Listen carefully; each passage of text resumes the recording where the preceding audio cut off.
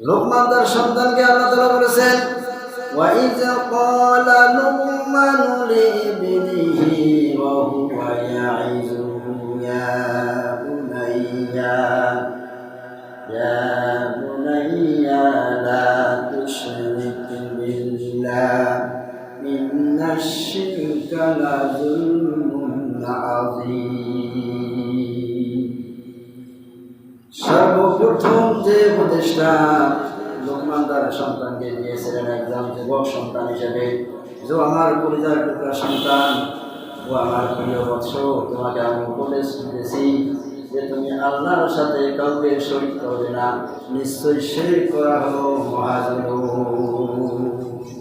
প্রথম উপদেশটা হলো যেহেতু ঈমান আনার পরে আল্লাহর ইবাদত করতে হবে, এই জন্য তার সন্তানকে প্রথম উপদেশ দিলেন যে তুমি আল্লাহর ইবাদত করবে, কিন্তু শিরকি কাজে লিপ্ত হবে না, আল্লাহর সাথে কাউকে শরীক করবে না। তার কারণ শিরক করাটা হলো সবচেয়ে বড় জুলুম। যারা শিরক করে তারা আল্লাহর সাথে সবচেয়ে বড় জুলুম করে। প্রথমে আদেশটা দিলেন, তার কারণ লোকমান হাকিম জানেন আল্লাহ রাব্বুল আলামিন দুনিয়ার মানুষদেরকে একমাত্র মহান আল্লাহর ইবাদতের জন্য সৃষ্টি করেছেন, এই জন্য শিরক করা যাবে না, আল্লাহর সাথে কাউকে শরীক করা যাবে না। তারপরে আল্লাহ রাব্বুল আলামিন পরবর্তী যে উপদেশগুলো লোকমান তার সন্তানকে দিয়েছিলেন, সেটা আল্লাহ তাআলা বলেছেন, ইয়া বুনাইয়া ইন্নাহা ইন তাকুন মিসকালা হাববাতিন মিন খারদালিন ফাতাকুন ফি সাখরাতিন আও ফিস সামাওয়াতি আও ফিল আরদি ইয়াতি বিহা আল্লাহ ইন্নাল্লাহা লাতীফুন খাবীর। আল্লাহ তাআলা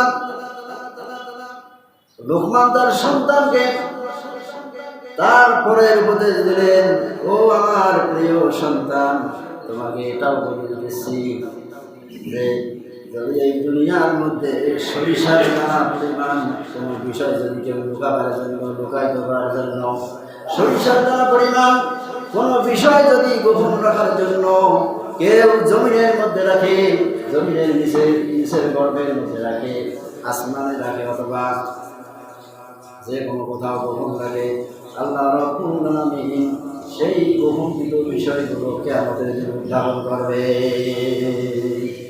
তার মানে তার সন্তানকে বুঝালেন যে সন্তান নিশ্চয়ই অনুপরিমাণ সরিষার দানা পরিমাণ কোনো কিছু যদি কেউ গোপন রাখার জন্য কেউ মাটির নিচে রাখে, আসমানে রাখে, বা জমির কোথাও কোনো কিছু গোপন রাখার চেষ্টা করে, সেটাও সে করতে পারবে না। তার কারণ ওই গোপনীয় সরিষার দানা সমপরিমাণ গোপন বস্তু আল্লাহ রাব্বুল আলামিন তার সামনে উপস্থাপন করবেন, এতে কোনো সন্দেহ নেই।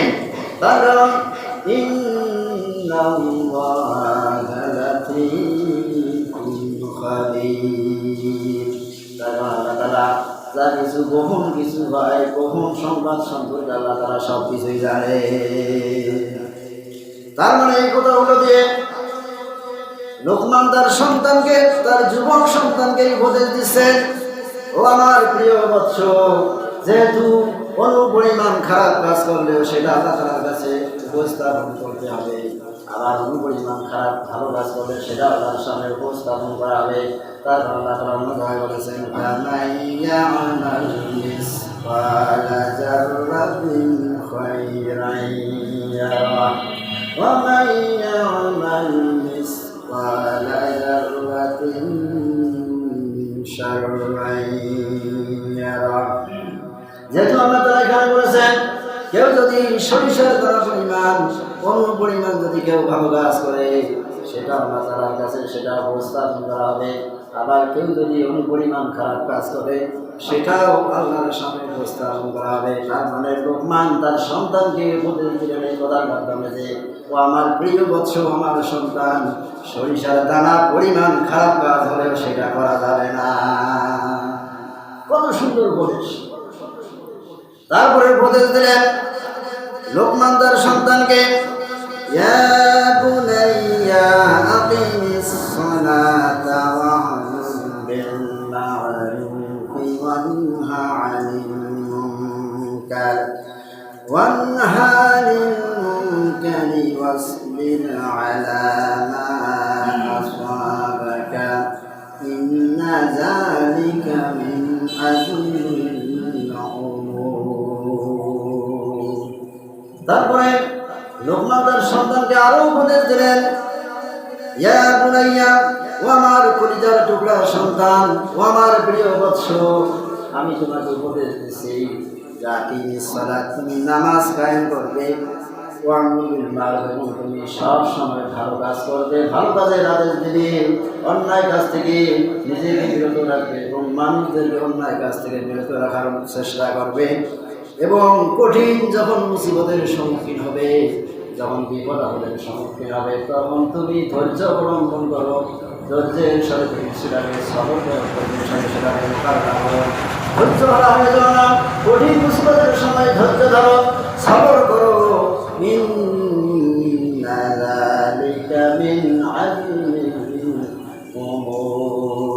আর তুমি এই কাজগুলো করতে পারবো, তাহলে এটাই তোমার জন্য বিরাট সফলতা।